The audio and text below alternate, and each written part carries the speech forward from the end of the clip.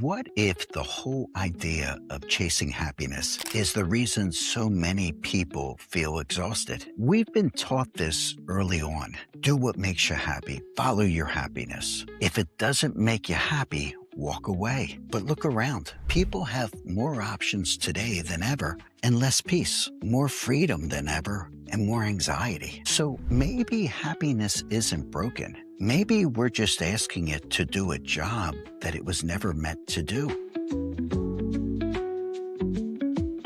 I think we can all agree that happiness is a feeling, and feelings are great, but they're terrible leaders. And if you've lived long enough, you already know this. Some of the most important things you've ever done in your life didn't feel good at the time that you were doing it. Raising kids, building something from scratch, staying when it would have been easier to leave, or taking responsibility when no one was clapping. If happiness had been in charge, a lot of those things wouldn't have happened. And yet, those are usually the things that we're most proud of. The problem isn't that happiness is bad. It's that we've promoted it to a role that, frankly, it can't handle. You see, happiness is a response. It's not a life compass.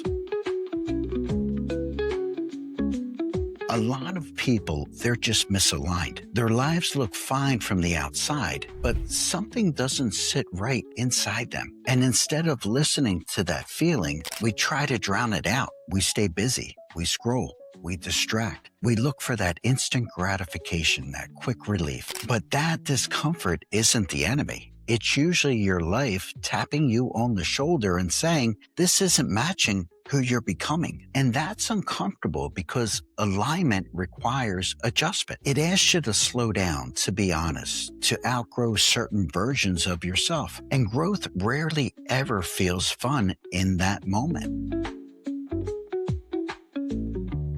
And people talk about purpose like it's something you discover once and you keep forever. And that's not how real life works. Purpose changes as you change. For example, what mattered to you in your 20s shouldn't carry the same weight in your 40s or 50s. If it does, you didn't evolve. You just stayed busy. Purpose isn't about passion every day. Sometimes it's as simple as just showing up. Sometimes it's about consistency. And sometimes it's about doing what needs to be done when no one even notices. And over time, they're the things that add up, not the constant happiness, but something so much more steadier. Here's where it really clicks. I want you to think about raising children. In the middle of it, you're tired, you're tapped, you're stretched out, and you're worrying if you're doing it right. You're not walking around thinking, wow, this is joy. But years later, when you look back, you realize your greatest moments of joy were when you were there to help them grow. You were there to help them gain confidence. You were there to sit back and watch them figure something out on their own. You were there for all the hard parts. And that joy didn't show up in that moment. It showed up in reflection. Well, life works the same way. The deepest joy usually comes from helping something progress. A child, a relationship, a craft, or maybe even yourself. Joy isn't loud. It doesn't demand attention. Waits until you look back and say, damn, that really mattered. So instead of asking, does this make me happy? I want you to try asking, is this helping me grow? Does this align with who I want to become? Will I respect this choice later? And it's important that you start small. You don't need a complete life overhaul.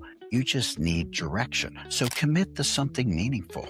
Accept that some days life won't feel great, and trust that fulfillment is built, not chased. Because happiness comes and goes, but a life built with intention, that's something that you can stand on. And one day, when you look back, you will recognize the joy. So I hope this message hit home for you. If it did, please hit the subscribe button. And thank you for tuning in on the podcast. Thank you for watching on the YouTube channel. And I will see you on the next episode. Thanks for listening to Dating to Win. If you're serious about improving your dating game, don't miss an episode. Hit the subscribe button or go to youtube.com/datingtowin25. Good luck out there, and we'll see you on the next episode of Dating to Win.